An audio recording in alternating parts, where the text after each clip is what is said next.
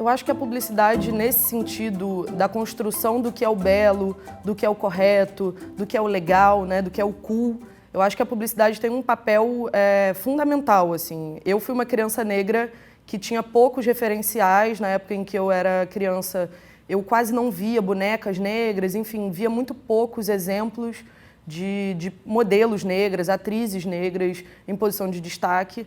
E eu acredito que hoje a gente até evoluiu nesse sentido, a gente tem visto um esforço, eu acredito que positivo, né, das marcas e também das pessoas envolvidas, né, porque as marcas são feitas por pessoas e essas pessoas têm se esforçado, eu acredito, para trazer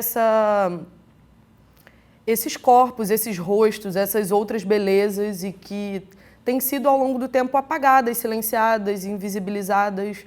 E eu acredito que é fundamental, assim, porque se uma criança não se enxerga num produto, talvez ela até compre, mas se ela se enxerga, ela provavelmente vai comprar muito mais, assim. Então, acho que, do ponto de vista de mercado, é muito mais interessante a gente ter esses corpos e essas vozes fazendo parte da composição, né, dessas narrativas.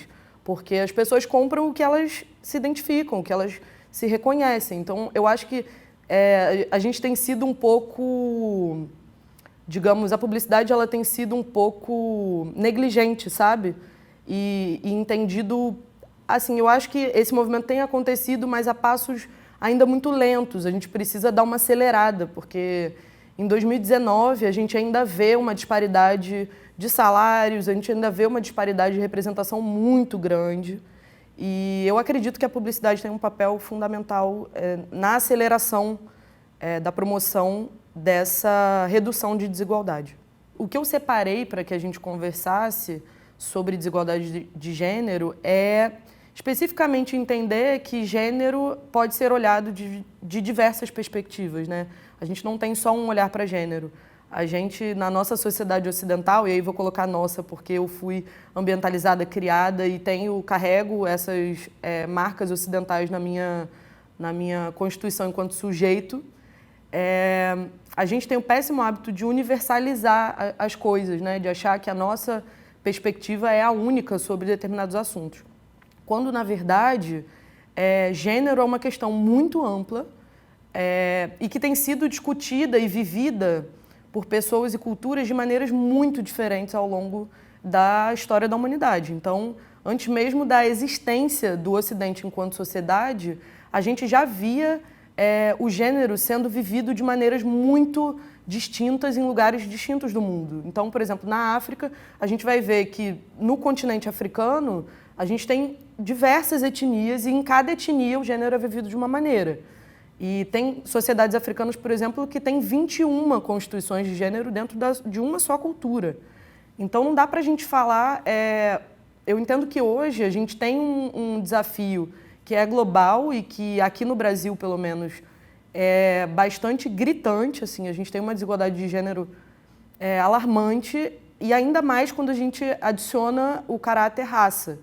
Porque se a gente for olhar a desigualdade salarial entre mulheres brancas e mulheres negras, é assustador, assim. Então, não dá para a gente falar de gênero achando que se a gente resolver o problema da mulher branca, a gente está resolvendo o problema de todo mundo. As dificuldades de uma mulher branca deficiente são diferentes das minhas, que são diferentes de uma outra mulher que seja negra e que viva no norte do país. Eu não tenho como falar por essa mulher e achar que a minha perspectiva é universal.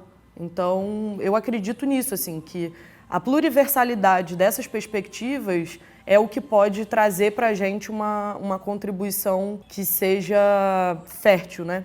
E eu acredito que a gente vai chegar lá se a gente fizer um certo esforço, né? A gente tem que querer e a gente tem que entender que a nossa visão de mundo ela não é única e ela não é definidora de todas as realidades ao nosso redor, né? Eu acho que é muito importante a gente ser um pouco mais generoso e, de um certo modo, duvidar mais das nossas certezas, né? Eu acredito que a gente vai chegar, assim, nesse momento de ver todas as pessoas tendo liberdade de ser quem elas são e podendo viver com plenitude de direitos, né? Que eu acho que é o que a gente quer ver.